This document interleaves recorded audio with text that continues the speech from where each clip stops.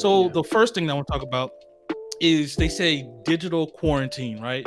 Consider limiting your children's cell phones and tablets until their schoolwork is done or satisfactory. So, they're not allowed to use any of their video games or there any of their, I guess, tablets and phones and games for social purposes and stuff, like recreational purposes, so it limits the time for them being in front of a screen all day, right?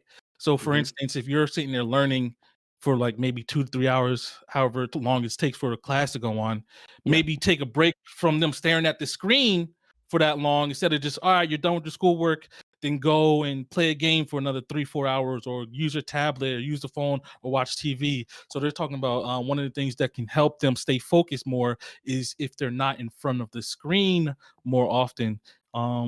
Yeah, you guys, what do you guys think about that?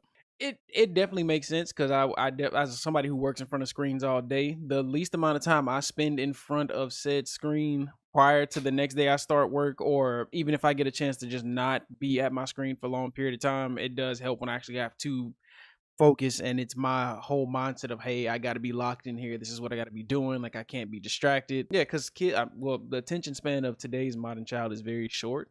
My cousin, who is a teacher, she's letting me know, like, a lot of these kids now attention span is really short. So with these Zoom classes or these e-learning environments, it's about how can I keep the information coming at them in such a bursted amount of time that it sticks, but at the same time that they're not getting so bored that they want to just move on to the next thing, or they're like, hey, well, I can do this, she ain't gonna be able to see it, but I believe you can see a lot of things. Well, depending on what they're using, they could possibly see what the kids are scrolling, or you might have to have the parents in the background to limit what else is going on.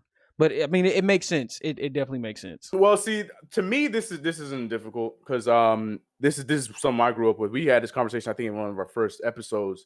And obviously, it wasn't with the e-learning and stuff like that, but it was a similar thing where our parents didn't even let us watch TV and stuff like that until the weekends, like Friday, Saturday, Sunday was the only time we could watch shows like that. We'd have to catch up on everything on the weekend. So to me, for this one, obviously I think that makes the most sense for multiple reasons. Because like Tez was saying, you're already focused or supposed to be focusing on your work, aka school. And then now you're gonna have to, as kids, because it's easier for us as adults, for kids to then be so accustomed to a screen that has their games and their favorite shows on.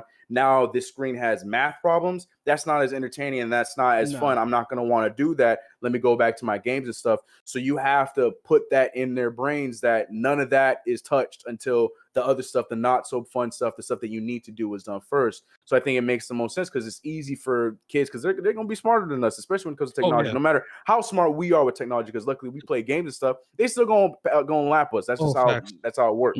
So to shut all that stuff down while they are supposed to be learning, while they're supposed to be doing their homework and stuff like that, I feel like that's just common sense. So I feel like even outside of this e-learning stuff, that should be the case with school in general. When they're going to school and coming back, they shouldn't be touching none of that stuff until all of their homework. So I don't think I'm going to go the same mom my parents went with and do it at the end of the week. I think I'm gonna have they probably get like an hour or two before bed or something like that. I might do something closer to that. But yeah, you definitely you can't just let them do everything at once thinking that they're going to actually take something away from the lessons and the stuff they were learning. I think that that first one definitely makes a lot of sense. Yeah. No, I definitely agree with it. Definitely take away their stuff, and not even take it away, but just make sure that you're monitoring, right? Yeah, exactly. Yeah.